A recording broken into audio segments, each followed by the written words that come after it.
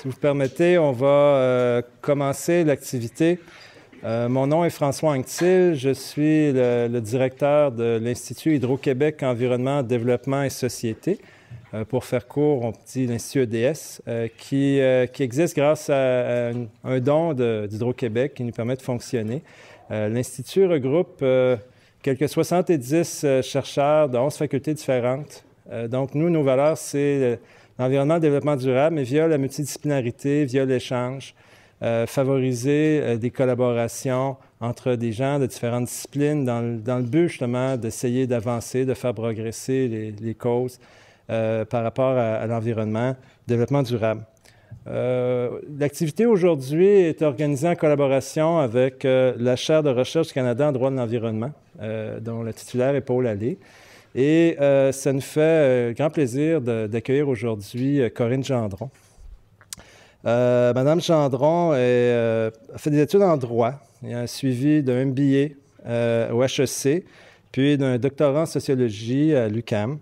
Elle a, au cours de ses études, approfondi les questions de l'environnement, développement durable et bien sûr la question de la responsabilité sociale de l'entreprise.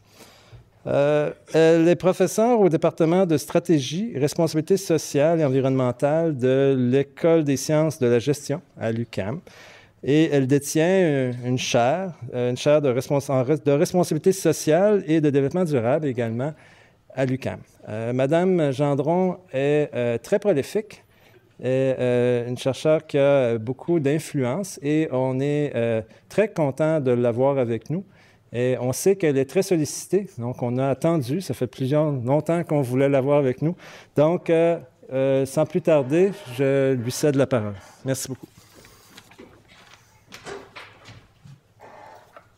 Alors, merci beaucoup pour cette invitation. C'est vraiment un honneur pour moi de m'adresser à vous, d'être invitée aussi par l'Institut EDS, la chaire de Paul Allais, pour laquelle j'ai beaucoup de considération. Donc, je suis très heureuse d'être parmi vous et je suis désolée de vous avoir fait attendre, mais bon, mieux vaut tard que jamais, n'est-ce pas? Alors, aujourd'hui, on m'a invitée à vous parler d'acceptabilité sociale. Je pense que c'est un sujet tout à fait d'actualité, puisque on en entend de plus en plus parler. Si vous regardez d'ailleurs dans les bases de données, vous allez voir que les recherches qui sont associées à l'expression acceptabilité sociale se sont accrues de façon fulgurante au cours des dernières années. Donc, on sent vraiment que c'est un thème qui a pris de l'ampleur et qui est vraiment d'actualité ces dernières années. Alors, ce que j'aimerais faire avec vous ce matin, c'est de circonscrire un peu ce que c'est que ce concept, parce que même si on l'utilise beaucoup, c'est assez nouveau. C'est un concept qui est investi aussi par différents acteurs sociaux. Comme beaucoup de concepts scientifiques, il y a à la fois une tentative de construction sur le plan scientifique, mais il y a aussi un investissement par les acteurs sociaux. Et ces deux dynamiques interfèrent l'une avec l'autre. Donc, parfois, en tentant de construire le concept scientifique, il y a des irruptions d'interprétation d'acteurs sociaux et vice-versa. Donc, le concept scientifique, évidemment, au fur et à mesure qu'il est construit, va être réapproprié d'une façon ou d'une autre par les différents acteurs sociaux. Donc, ce que j'aimerais faire avec vous aujourd'hui, c'est regarder ce concept en tant que construit scientifique et voir jusqu'à quel point est-ce qu'il peut être utilisé pour comprendre les réalités auxquelles on fait face aujourd'hui. Plus spécifiquement, cette réalité d'une opposition qui nous semble croissante face à des décisions publiques ou des décisions privées qui ont des impacts publics. Donc, une espèce d'opposition qu'on a l'impression, une contestation presque permanente de la société civile face à chaque fois qu'on veut bouger, mettre de l'avant une politique, construire un projet d'envergure, etc. Donc, je vous propose d'explorer ce concept d'acceptabilité sociale pour voir dans quelle mesure il nous permet de comprendre cette dynamique sociale qui se fait jour depuis les dernières décennies. Alors, il faut voir que si on parle d'acceptabilité sociale, c'est qu'en fait, ce qu'on essaye de comprendre, c'est cette espèce d'inacceptabilité sociale qui semble prégnante. Donc, les projets et les décisions économiques et publiques font face à une opposition de plus en plus forte depuis les 20 dernières années. On a l'impression qu'à chaque fois qu'il y a une annonce, il y a une manifestation qui vient avec. C'est vraiment... Et ça peut être, comme je le disais tout à l'heure, une annonce qui vient d'un promoteur privé, mais aussi certaines politiques publiques. Je prends simplement l'exemple des garderies privées qui se sont mobilisées lors d'une annonce récente du gouvernement. Donc, on a vraiment cette impression que toute décision va faire l'objet d'une contestation et que on a cette espèce d'inacceptabilité, d'humeur d'inacceptabilité au sein de la société civile. Alors, quelques exemples simplement pour mettre la table. En 2003, vous vous souvenez très certainement, ce projet de centrale du Suroît, donc la construction d'une centrale thermique au gaz naturel qui était quand même une technologie assez avancée, dont le promoteur n'avait absolument pas prévu qu'elle susciterait autant d'opposition. Et évidemment, il y a eu une mobilisation extrêmement importante autour de ce projet qui a dû finalement être abandonné.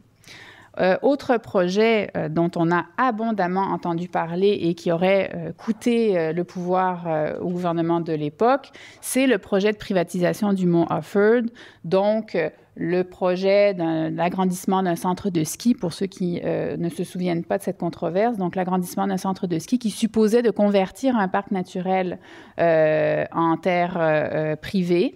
Avec quand même un projet aussi d'agrandissement du parc naturel, mais bon, ça n'a pas passé et bon, ce qui était au départ simplement une contestation qui semblait locale a pris une ampleur nationale sur le statut même de parc naturel et sur la possibilité de convertir au gré du moment un espace qu'on souhaitait conserver pour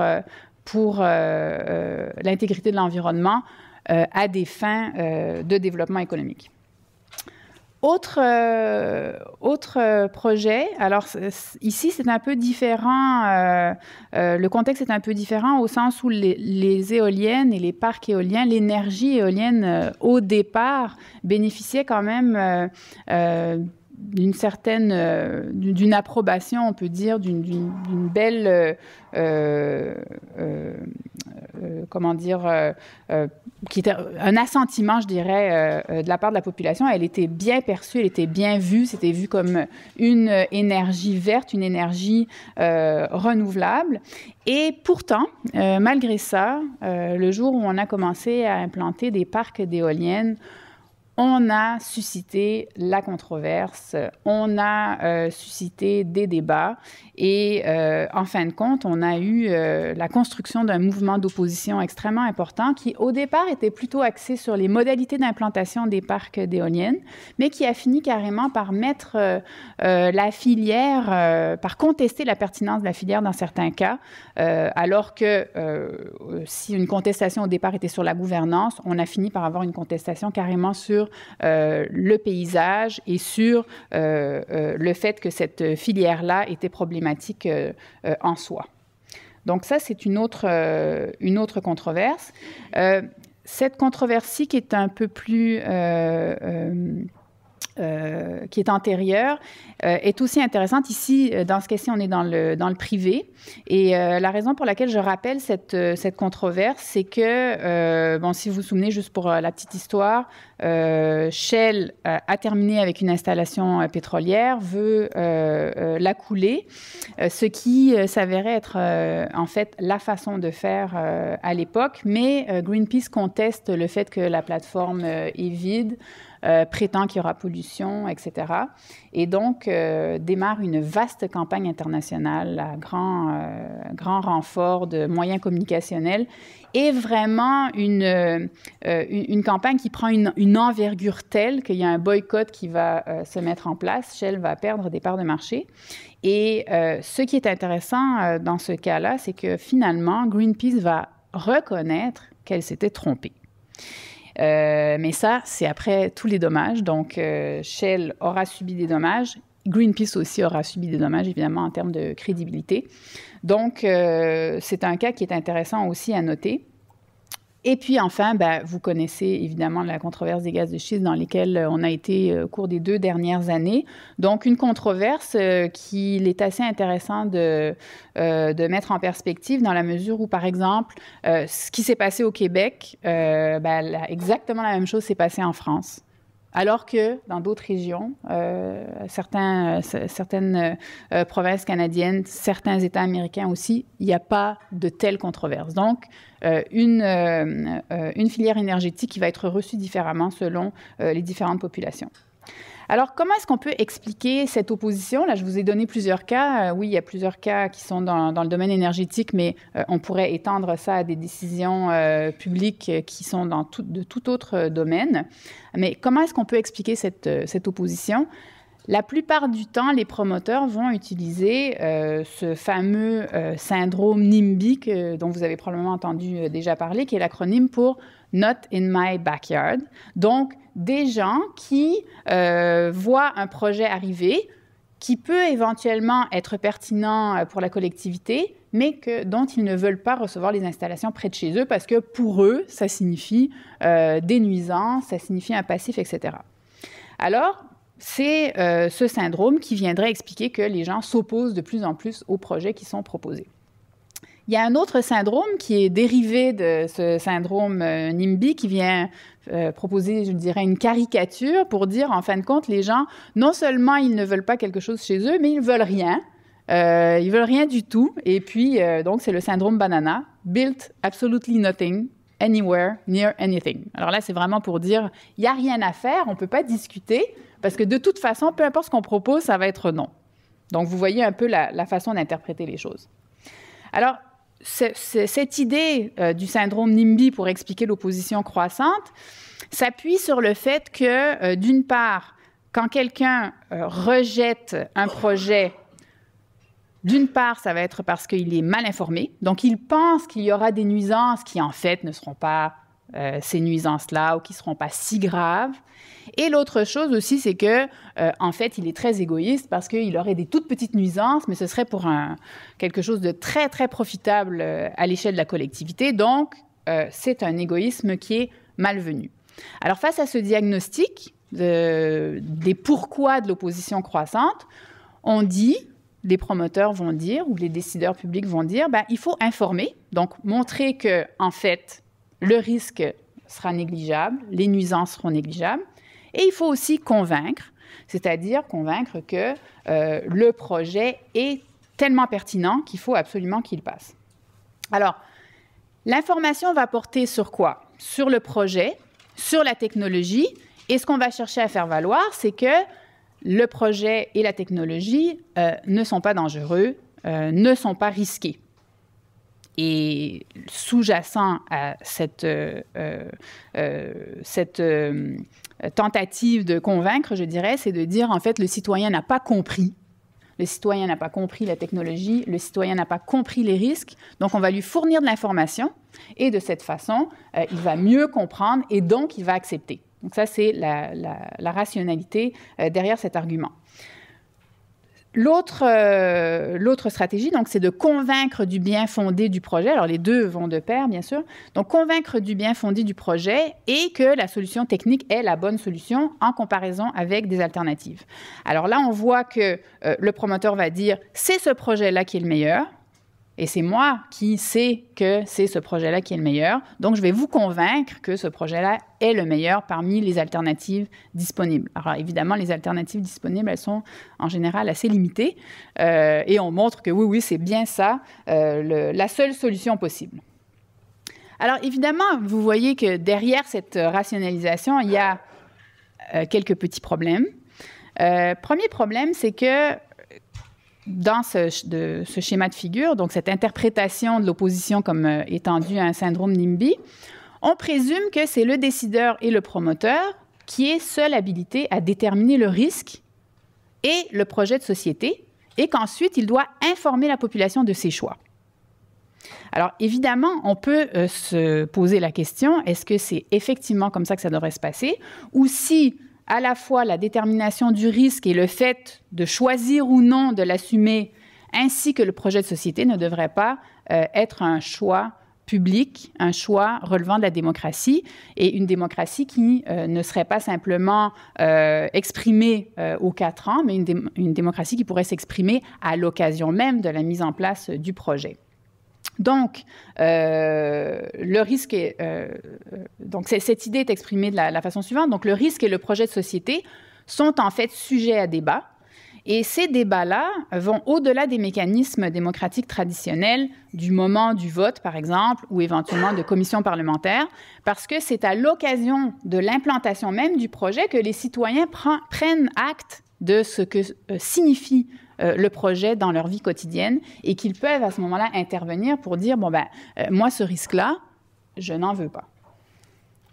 Alors, donc, cette idée du risque comme étant un thème ou un sujet qui devrait faire l'objet d'un débat public est ancrée dans une façon assez récente d'envisager le risque, puisque jusqu'à tout récemment, on estimait que le risque relevait de l'expertise scientifique, c'est-à-dire qu'on a un risque qui est évalué par un expert, avec une probabilité et une gravité X, et l'expert va essayer de faire jouer des variables pour réduire le risque. Et l'autre pendant de la responsabilité de l'expert va être d'expliquer aux citoyens, qui est très irrationnel et qui s'énerve pour un rien, que c'est un risque contrôlé, contrôlable et acceptable. Donc ça, c'est la perception du risque ou la logique du risque dans laquelle on était jusqu'à tout récemment. Mais on doit se poser la question, et c'est, je dirais, l'objet de travaux plus récents sur la question du savoir profane et aussi le traitement social du risque, c'est de dire qu'en fait, le profane, donc le monsieur et madame tout le monde, le voisin de l'installation, c'est pas qu'il est irrationnel et qu'il s'énerve pour un rien, c'est que lui, il voit des choses que l'expert dans son laboratoire ne voit pas. Et il a une autre rationalité, qui n'est pas une rationalité de probabilité et de chiffres, mais qui est une rationalité de que veut dire cette technologie le jour où je serai dans ma cuisine en train de regarder à travers ma fenêtre et qu'il y aura telle installation qui va faire tel bruit. Bon. Il a une connaissance située et il peut incarner le risque à l'intérieur de sa vie quotidienne. Donc, sa compétence va être plus large pour évaluer le risque dans le contexte où le risque va se produire et pour imaginer aussi les conséquences pratiques à la fois d'un projet ou d'une technologie. Si bien que le savoir profane est véritablement complémentaire au savoir scientifique. Ce n'est pas pour dire que le savoir scientifique n'est plus pertinent, mais en tout cas, il est tout à fait insuffisant pour estimer l'ensemble de la problématique du risque et des conséquences pour les citoyens. Alors, derrière tout ça, il y a autre chose qui est intéressant, c'est le rapport entre la science, le décideur et la société civile qui s'est transformé aussi.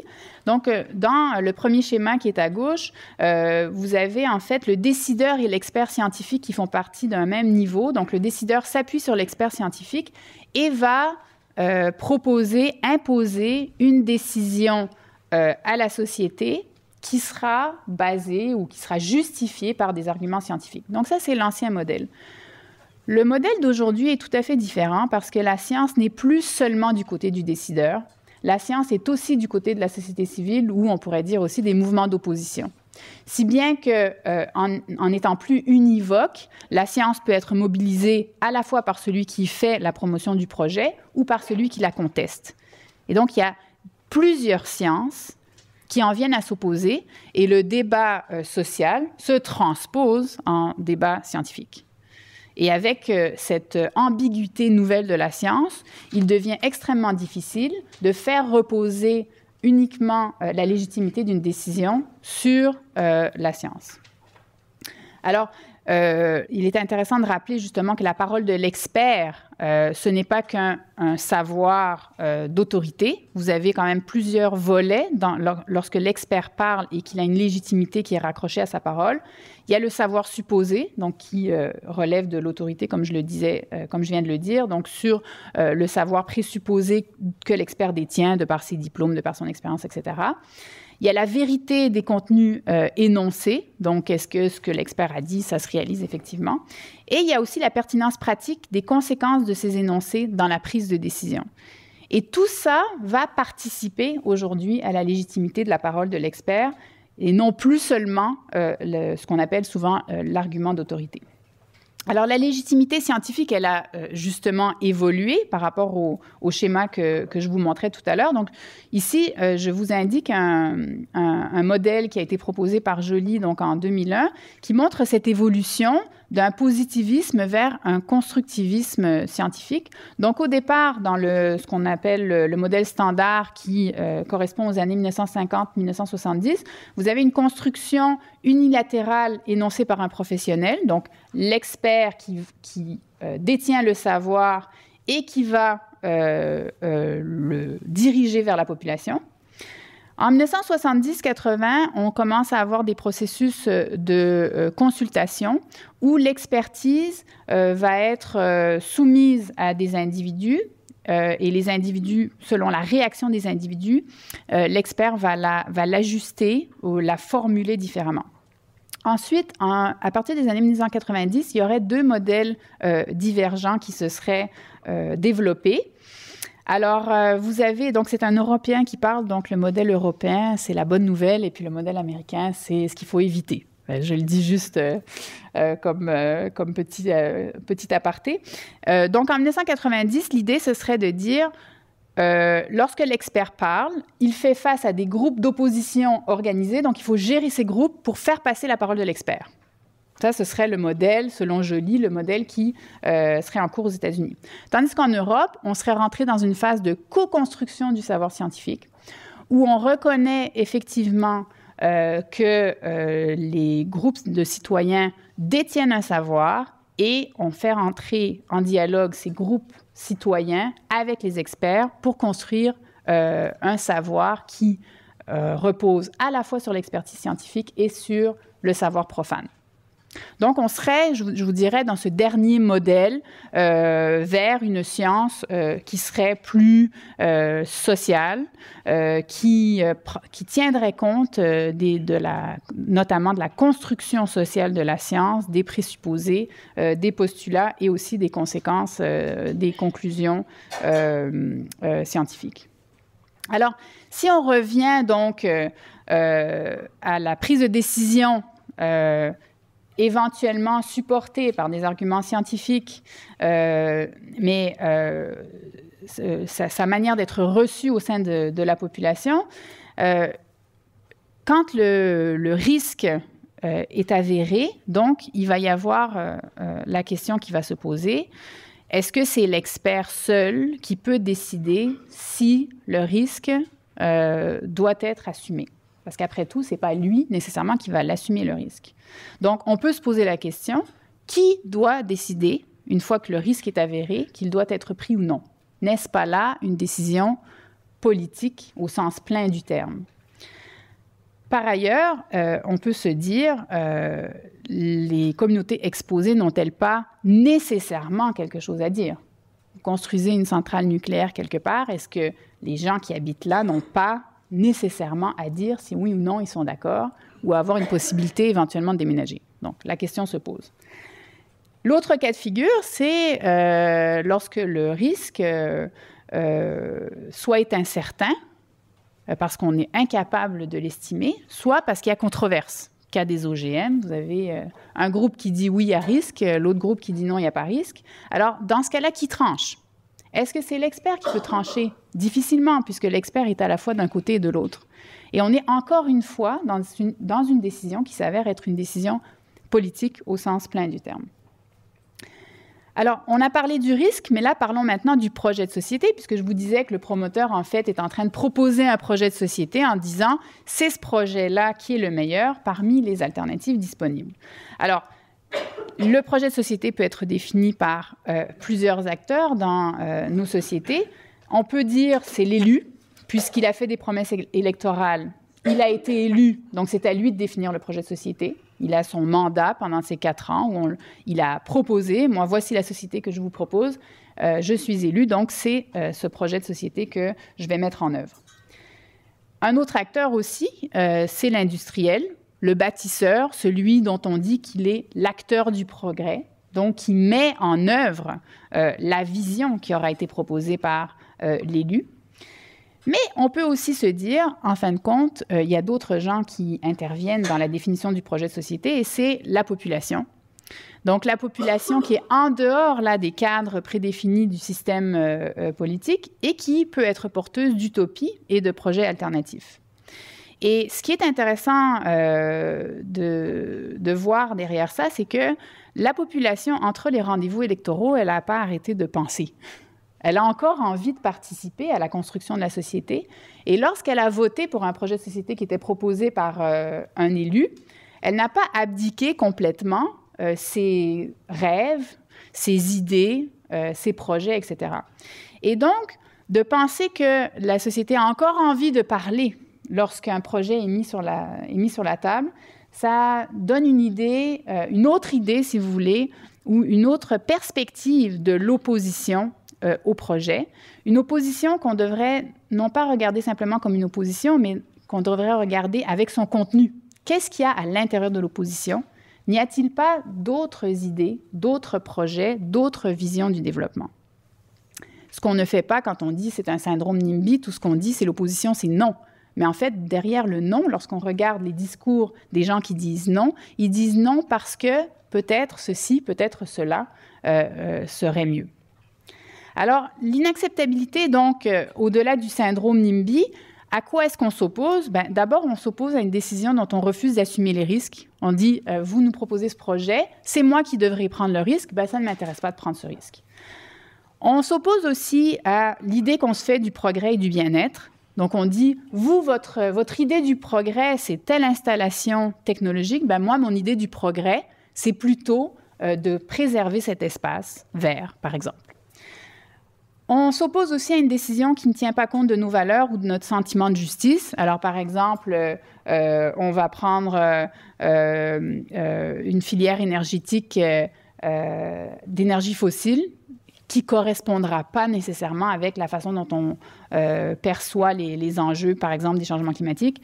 Donc, on s'oppose à une filière sur la base du fait que ça ne correspond pas à la manière dont on voit le progrès, puisqu'on estime qu'on devrait abandonner les énergies fossiles. Donc, vous voyez que derrière le « not in my backyard », il y a beaucoup plus de choses que simplement un égoïsme malvenu où on dit « moi, je ne veux pas subir les petits inconvénients pour un projet qui serait très intéressant sur le plan de la collectivité ».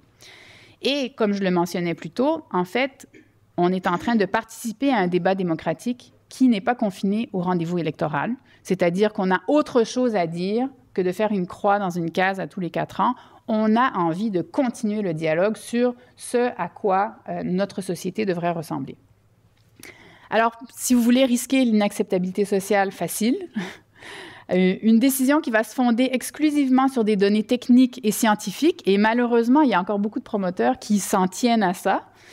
Donc, sans tenir compte du contexte et des valeurs de la population, sans tenir compte de la dimension politique, donc qui assume les risques et les bénéfices, sans tenir compte du fait que le risque est une construction sociale et sans tenir compte du fait que la science elle-même comporte une dimension sociale. Donc, ce type de solution risque fort de susciter de l'opposition.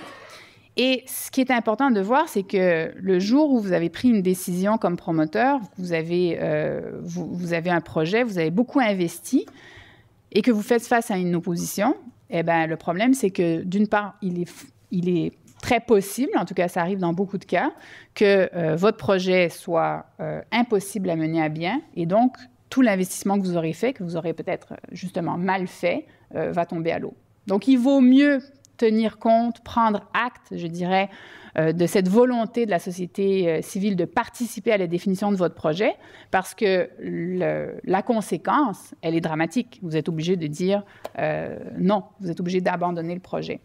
Et si on étend cette logique-là aux décisions publiques, si, par exemple, le pouvoir public va proposer une politique sans tenir compte de toutes les dimensions que je viens de mentionner ici, et que cette décision donc est inacceptée, il ne pourra pas la rendre applicable et elle sera ineffective. Donc, encore là, on se trouve dans une situation où beaucoup de temps, de ressources, etc., investis qui vont être perdus.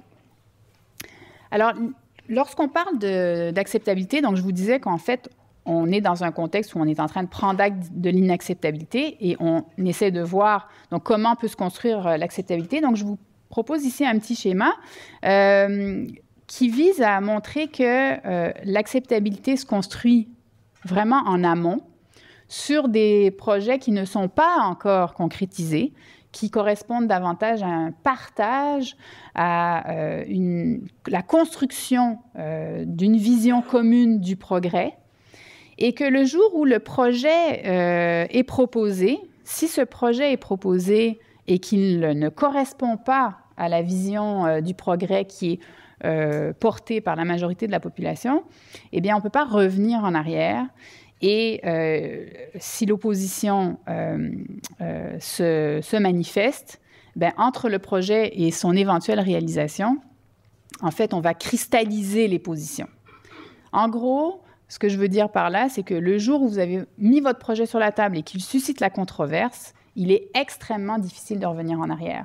Donc, il vaut mieux avoir un dialogue en amont et s'assurer que le projet va d'emblée être accepté que de s'imaginer qu'une fois que le projet a été mis sur pied et qu'il fait face à de la controverse, on va être capable de renverser la vapeur. Il y a plusieurs raisons pour ça.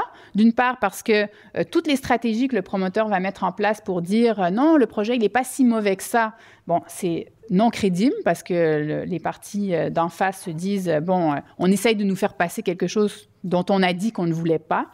L'autre chose aussi, c'est que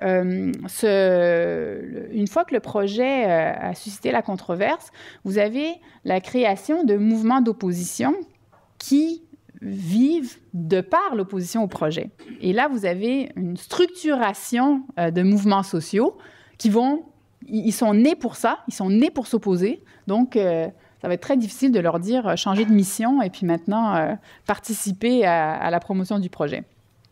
Donc, l'acceptabilité sociale se construit en amont et en aval, la seule chose qu'on va pouvoir essayer de faire, c'est de gérer l'inacceptabilité et ce sera d'autant plus difficile à gérer que la plupart du temps, l'inacceptabilité est verrouillée et irréversible. Alors, tout cela étant dit, j'en arrive à une proposition de définition qui est inspirée de travaux américains, de chercheurs américains qui ont travaillé sur les politiques de la forêt.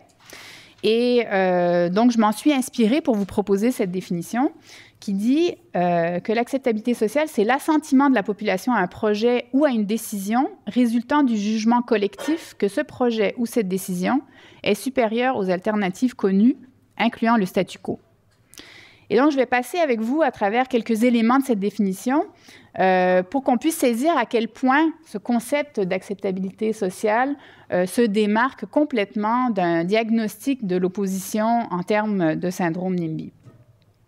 Alors, tout d'abord, c'est l'idée que l'acceptabilité sociale reflète l'ancrage d'une décision ou d'un projet dans des valeurs, une vision du progrès et une certaine conception de la justice qu'a une population. Et cette acceptabilité sociale, elle peut procéder d'un dialogue, mais elle peut aussi ne pas procéder d'un dialogue. C'est-à-dire qu'une décision publique peut être déjà ancrée sans qu'il y ait nécessairement besoin d'avoir eu un dialogue au préalable. Mais dans certains cas, le dialogue, évidemment, est une espèce de garantie que le projet ou la décision s'ancre bel et bien dans les valeurs d'une population. Et comme je le disais tout à l'heure, en aval, donc s'il y a controverse, c'est qu'on est en train de constater l'inacceptabilité sociale, mais ce n'est plus le moment de la construire. Alors, quand on dit acceptabilité sociale, on peut se poser la question, qui accepte? Donc, quand on regarde le syndrome NIMBY, les gens qu'on souhaite voir accepter le projet, ce sont en fait des individus atomisés. On peut procéder par sondage, dire, bon, mais il y a tant de personnes qui sont contre, tant de personnes qui sont pour, et ce sont leurs intérêts privés qui comptent. Alors, Contrairement à cette perspective-là, l'idée de l'acceptabilité sociale met en scène des conflits de valeurs qui sont irréductibles aux intérêts personnels. Alors, quand on dit est-ce que le projet est ancré dans une certaine vision du progrès, on n'est pas du tout dans une logique d'intérêt privé, on est dans une logique où on est porteur d'une certaine vision du monde et le projet concorde ou non avec cette vision du monde. L'autre chose aussi, c'est que cette vision du monde, ces valeurs, elles évoluent. Et donc, l'acceptabilité sociale va refléter des valeurs qui se transforment. Et cette transformation ou ces transformations sont issues d'une dynamique sociale de production de la société. Elles ne sont pas statiques. Elles vont bouger dans le temps, si bien que des projets qui peuvent sembler acceptables il y a 20 ans ne le seront peut-être pas aujourd'hui et inversement. Donc, c'est l'individu social et non l'individu atomisé qui accepte. L'individu social, c'est un individu qui est inséré dans une société qui bouge, où il y a des mouvements sociaux qui peuvent contribuer à le faire changer d'idée, à le faire évoluer dans ses réflexions. Donc, j'ai indiqué ici, inséré dans un milieu et une société plus large, l'individu construit son acceptation ou son inacceptation à partir d'un jugement individuel.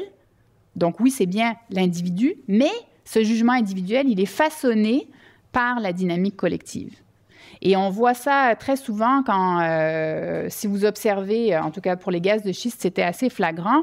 Il y avait des individus qui n'avaient pas nécessairement d'idées au départ sur les gaz de schiste. Et à partir de la création de mouvements d'opposition, de forums, de discussions, etc., ils se sont construits une opinion et ils sont devenus porteur d'une vision qu'il n'avait pas au départ. Donc, ce n'est pas l'individu tout seul qui décide si oui ou non il est pour ou contre les gaz de schiste, c'est l'individu qui, influencé par toute une mouvance des activités, des réseaux sociaux, va construire cette inacceptabilité. Donc, l'acceptabilité sociale, c'est un phénomène qui est à la fois collectif et qui est dynamique. Et ça, encore là, on est complètement à l'opposé du NIMBY, où le NIMBY, c'est individuel et c'est statique. Donc, le NIMBY, je le disais, ça ressemble un peu à cette idée d'opinion publique qu'on pourrait mesurer par sondage, hein, une mesure instantanée. Et les intérêts sont une explication partielle. Alors, quand je dis que, quand on parle d'acceptabilité sociale, on parle beaucoup de valeurs, je ne veux quand même pas dire que les intérêts n'ont pas un rôle à jouer. Il y a une articulation entre les intérêts privés et les valeurs dont sont porteurs que portent les individus. Mais en tout cas, on ne peut jamais réduire l'opposition à simplement une logique d'intérêt. Et donc, c'est pour ça que je dis que l'acceptabilité sociale suppose de prendre en compte les valeurs en plus des intérêts. Donc, pas seulement les intérêts, mais les intérêts ont quand même une influence et la dynamique collective qui influe sur les positionnements individuels. Alors, peut-être juste pour situer intérêts et valeurs, quand vous êtes dans le domaine des intérêts, on parle d'intérêts qui sont individuels, rationnels, on est capable de les nommer, de dire le pourquoi, le comment, calculables bien souvent et négociables. C'est-à-dire qu'on peut dire, c'est vrai que tu vas perdre un petit peu avec ce projet, mais je peux te compenser. Quand on est dans le domaine des valeurs, on est dans des logiques totalement différentes. D'une part, on est dans des logiques de valeurs partagées qui font partie de l'identité de la personne, qui se réclame, par exemple, d'un groupe, d'une collectivité. Ce sont souvent des valeurs qui sont morales, donc elles sont très profondément ancrées, elles ne sont pas facilement modifiables, elles sont non quantifiables et évidemment, elles sont non négociables. Vous parlez avec un écologiste convaincu, vous n'allez pas pouvoir lui dire « sois moins écologiste et puis je vais te donner 100 $. Ça ne marchera pas. Donc, c'est vraiment, on est dans deux territoires tout à fait différents. Et c'est pour ça qu'il y a beaucoup de stratégies qui sont mises en œuvre par les promoteurs qui, en ne ciblant que des intérêts, sont incapables de répondre à la problématique des valeurs. Notamment les stratégies de compensation. Une compensation ne fonctionne pas quand on est en train de parler de valeurs. Ça fonctionne quand on est en train de parler d'intérêt. Alors, d'où l'idée que l'acceptabilité ne s'achète pas. Et ça, malheureusement, c'est vraiment mal compris. Je ne dis pas qu'une fois que le projet est relativement bien accepté, il n'y a pas effectivement des négociations de compensation, des possibilités d'atténuer certains irritants. on est tout à fait d'accord là-dessus. Néanmoins, l'acceptabilité d'un projet ne peut pas simplement reposer sur une dynamique de compensation si le projet comme tel n'est pas perçu comme étant pertinent par les gens qui sont touchés. Et c'est pour ça que donc, les stratégies de compensation ou de mitigation vont être insuffisantes, surtout parce qu'elles ne dialoguent pas avec la vision concurrente du progrès que proposent les contestataires. Parce que les contestataires, ils disent non, mais comme je le disais plus tôt, ils disent aussi non, mais plutôt faisons X ou faisons Y. Et ce X et Y, c'est de ça dont il faut discuter et de voir si le projet qui est proposé, il est vraiment meilleur que le X ou Y qu'aimerait bien proposer la population. Alors, ce X et ce Y et ce projet, donc, le principe, c'est de dire, est-ce qu'on ne pourrait pas en débattre? Et le promoteur, souvent, a beaucoup de difficultés à reconnaître qu'il y a des alternatives crédibles. Et souvent, moi, j'en viens très souvent à sourire parce qu'il y a beaucoup de promoteurs qui vont présenter ça de façon très manichéenne. C'est progrès ou retour à l'âge de pierre. Alors, conserver, c'est l'âge de pierre. On ne peut pas, par exemple, refuser une filière énergétique parce qu'il va falloir s'éclairer aux chandelles. Mais ça, ils sont très, très rapides, les promoteurs, là-dessus, pour faire la caricature des arguments, par exemple, des écologistes. C'est toujours la chandelle, l'âge de pierre, refus du progrès, etc. Et ça, c'est dommage parce que, en fait, les alternatives qui sont proposées par la société civile sont souvent des alternatives qui sont très imaginatives, qui peuvent venir souvent d'ailleurs parce qu'elles sont connues à travers des réseaux sociaux qui peuvent être très étendus, souvent internationaux. Et malheureusement, le promoteur qui les discrédite avant même de les avoir entendus se prive d'une source d'information de grande valeur et éventuellement même d'une source d'innovation qui pourrait le rendre, non seulement son projet plus intéressant, mais lui le rendre comme promoteur beaucoup plus productif. Donc, lorsqu'on parle donc de ce dialogue, il faut oublier cette perspective de convaincre la société civile que le projet du promoteur ou la décision du décideur public est la bonne, mais accepter d'en discuter et de voir, bon, qu'est-ce qu'il y a d'autre sur la table que moi, comme promoteur ou comme décideur public, je n'ai pas vu? Et est-ce qu'effectivement, si je prenais connaissance de ces alternatives, est-ce que j'en viendrais pas moi-même à changer mon projet? Alors, bien sûr, il faut que le promoteur soit ouvert. Il faut aussi que le projet soit pas trop avancé. C'est pour ça que je disais, une fois que le projet est sur la table, ça devient difficile pour le promoteur de dire, bon, ben, je recule. Donc, ça, ce sont des choses qu'il faut faire vraiment en amont. Sinon, il n'y a pas l'espace, il n'y a pas... oui, c'est ça, l'espace pour en discuter et pour ajuster le projet. Alors, si on veut mettre en place un processus vecteur d'acceptabilité ou comment est-ce qu'on peut observer la construction d'une acceptabilité? Tout d'abord, l'éventuel processus qui serait mis en place doit être l'occasion de participer de manière pleine et entière à la vie démocratique tout en faisant valoir son point de vue et ses intérêts. En gros, il s'agit de mettre en place des instances de démocratie participative à travers lesquelles on puisse dialoguer. Ceux qui ont effectivement les moyens de réaliser ou l'autorité de prendre les décisions publiques, donc de réaliser les projets privés ou de prendre les décisions publiques, il faut que ces acteurs-là puissent entrer dans un dialogue constructif avec la société civile qui aura son mot à dire. Et si on ne lui laisse pas dire son mot, elle le dira à sa façon, dans la rue, dans les arbres, etc. Donc, de toute façon, elle va le dire. Donc, c'est de proposer un espace et un temps où ce dialogue peut avoir lieu.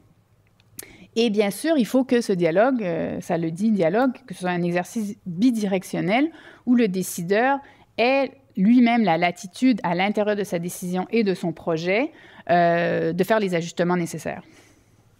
Alors, bien sûr, il y a des dangers dans tout ça parce que beaucoup de processus de consultation ont été mis en place au cours des dernières années, tentant de répondre à cette problématique-là. Et en fait, ces processus décisionnels tombent dans le piège des 3 I, tels que l'ont souligné Schindler et Nimburka en 1997. Donc, on informe le public, premier I, super. On sollicite ses inputs, deuxième I, super, et puis après, on les ignore. Alors ça, c'est tout à fait typique, fréquent. Et bien sûr, vous faites ça 3 fois au sein d'une collectivité. La 3e réunion que vous essayez d'organiser, il n'y a personne qui vient. C'est clair. Et c'est extrêmement frustrant pour, évidemment, la société civile qui va se mobiliser, mais aussi, c'est une façon de fermer totalement la porte à toute discussion future. Donc là, vous privez éventuellement d'un prochain exercice. Donc, ça, c'est très problématique. Et malheureusement, aujourd'hui, non seulement les instances de dialogue mènent souvent à ça, parce que les instances de dialogue sont souvent très, très, très tard dans le processus de proposition du projet, ce qui fait que le promoteur a très peu de marge de manœuvre pour ajuster son projet. Et donc, les gens qui l'ont contesté ont l'impression qu'il n'a pas tenu compte des avis, des idées. Mais c'est qu'en fait, les idées et les avis sont tellement radicaux par rapport à la marge de manœuvre qui reste au promoteur pour faire les ajustements que le promoteur ne peut pas en tenir compte. Donc ça, c'est vraiment une des problématiques des espaces institutionnalisés de dialogue public actuels. Et ça veut aussi dire que si on doit mettre sur pied des instances plus en amont, ben on a le problème que de quoi on parle. Parce que si le projet n'est même pas encore en gestation, ça devient difficile. On ne sait plus sur quoi ou de quoi discuter. Donc, il y a vraiment une problématique là sur le moment de l'instance de débat. Il y a aussi un autre problème, c'est la question du paradoxe de la participation. Ce n'est pas parce que tout le monde a participé que la décision est bonne. Alors ça, c'est un peu embêtant, mais on ne peut pas garantir que parce que tout le monde s'est exprimé, la décision sera géniale. C'est impossible d'en venir à cette conclusion. La seule chose qu'on peut dire, c'est que ce sera plus légitime sur le plan du processus. Mais on n'a aucune garantie que ce sera la bonne décision. Donc... Alors, en résumé, l'acceptabilité sociale donc, suppose une ouverture du processus décisionnel non seulement quant aux modalités du projet, mais également quant à sa pertinence. Donc, c'est pour ça que je disais on est beaucoup plus en aval, en regard de la vision que la population a du progrès et de la société plus largement. Alors, je vais terminer simplement sur quelques idées qui ramassent un peu les arguments que j'ai voulu vous présenter. Donc, qu'est-ce qui justifie d'ouvrir le processus décisionnel? Bon, tout d'abord, toute décision comporte une dimension normative en plus de ses aspects techniques et scientifiques. Donc, il n'y a aucune raison de laisser en plan les acteurs sociaux au sujet des décisions en question. De plus, pour être acceptée, une décision doit être en phase avec des valeurs et ces valeurs sont changeantes. Donc, il est important d'avoir un processus de dialogue. Par ailleurs, il est légitime pour la population de participer à des décisions qui concernent ses ressources ou des risques qu'elle sera appelée à subir. Et on ne peut pas compter sur le fait que parce qu'on a été élu pour 4 ans ou parce qu'on a des investissements publics, etc., que les risques sont déjà acceptés. Impossible de prendre ça pour acquis. Sans support de la population, une décision restera au mieux ineffective ou suscitera une opposition qui forcera un coûteux retour en arrière. Donc ça, c'est pour convaincre donc, les décideurs qu'il vaut mieux traiter le problème en amont parce qu'en aval, on ne pourra plus le traiter. Et enfin, le dialogue permet de connaître les changements dans les conditions, le contexte et les valeurs de la société et d'aligner les propositions des décideurs en conséquence. Donc, le décideur a tout avantage à s'immerger dans la dynamique sociale pour saisir les tendances et voir si sa vision du monde reste en concordance avec celle de la population dans laquelle il s'insère. Alors, 5 stratégies pour éviter l'inacceptabilité des décisions et politiques, et je vais terminer là-dessus. Donc, au-delà de l'acceptation forcée, il faut envisager l'acceptabilité sociale comme une ouverture à la démocratie participative avec tous les écueils que ça comporte. Je ne dis pas que c'est une solution miracle, c'est extrêmement complexe à mettre en place.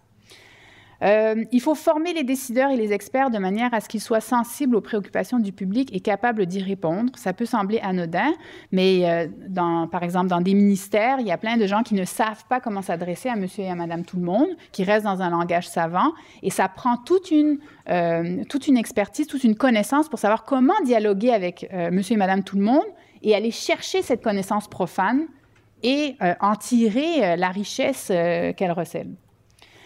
Il faut envisager la construction de la confiance comme un objectif central menant vers un processus public efficace. Donc, quand vous avez une instance de dialogue, l'objectif n'est pas tant un projet particulier que la construction d'une confiance commune sur la base de laquelle pourra être esquissé un éventuel projet. Il faut offrir les conditions d'une compréhension commune et partagée des problèmes, donc le partage et la construction des problématiques et des connaissances. Par exemple, lorsqu'on propose une installation énergétique, eh bien, il faut vérifier que tout le monde est d'accord sur le fait qu'on en a besoin. Donc, une même lecture de la problématique va aider à la solution qui est proposée. Et enfin, comprendre le contexte multidimensionnel dans lequel on prévoit implanter des politiques ou des projets, voir notamment qui bénéficie, je le disais au tout début de la conférence, qui bénéficie du projet, à qui est-ce que ça va nuire en particulier, comment créer une certaine dynamique par rapport à ces tensions-là. Donc, ce sont des choses qui doivent être comprises avant même que le projet soit mis sur pied. Donc, ça termine mon exposé. Merci.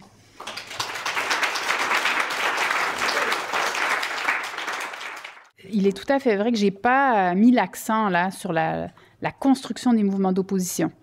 Je ne serais pas prête à dire que les choses sont données d'avance. Je crois que dans certains cas, on peut penser que certaines communautés n'auront aucun pouvoir de s'opposer et en mettant de l'avant certaines stratégies, des mouvements de contestation réussissent à faire basculer une décision. Dans d'autres cas, non. Je crois que là, ça dépend de plusieurs facteurs. Et j'ai des collègues qui étudient ces trajectoires-là, les trajectoires de la construction des mouvements d'opposition.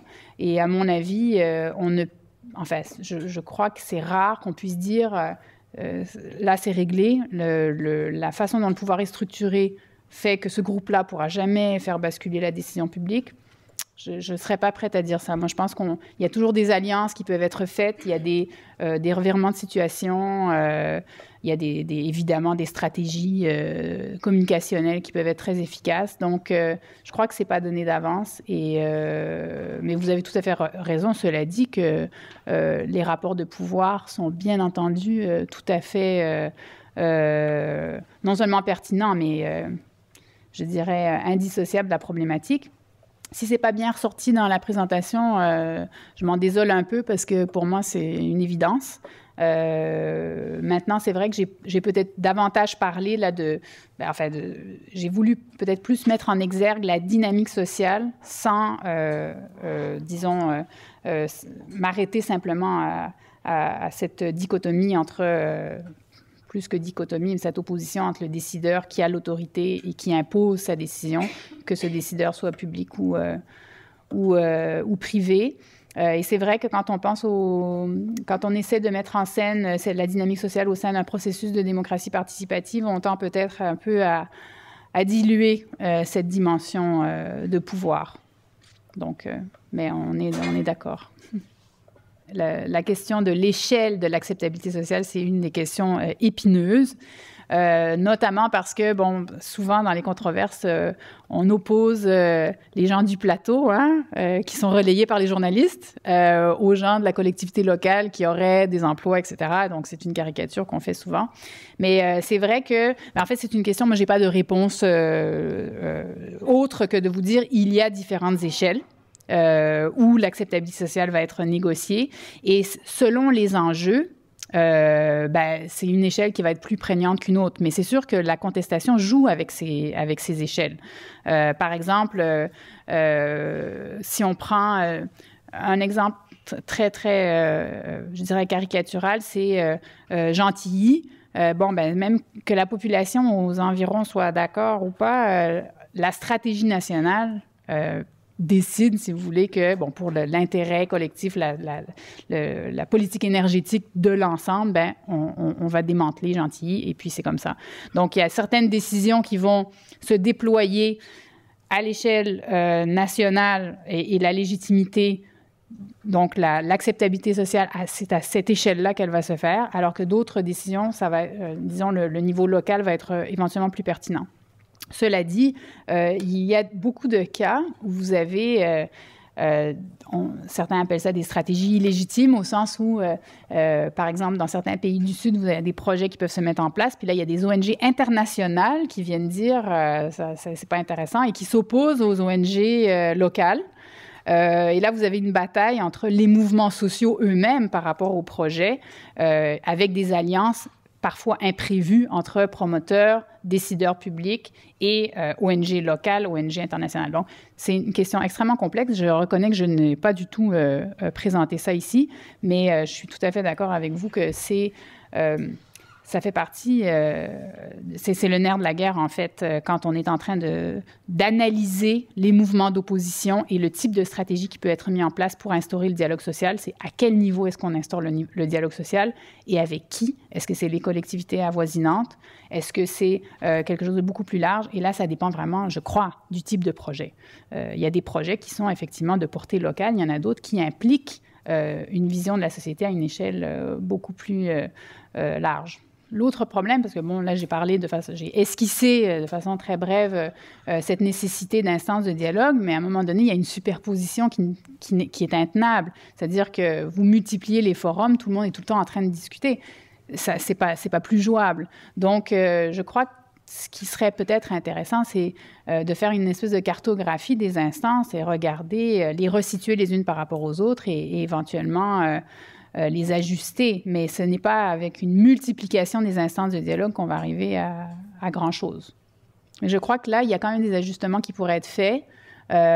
Si on saisit mieux, là, qu'on est en train de parler de démocratie participative et du fait qu'on est sur une concrétisation d'un projet de société, déjà, ce serait intéressant et ça permettrait, je pense, de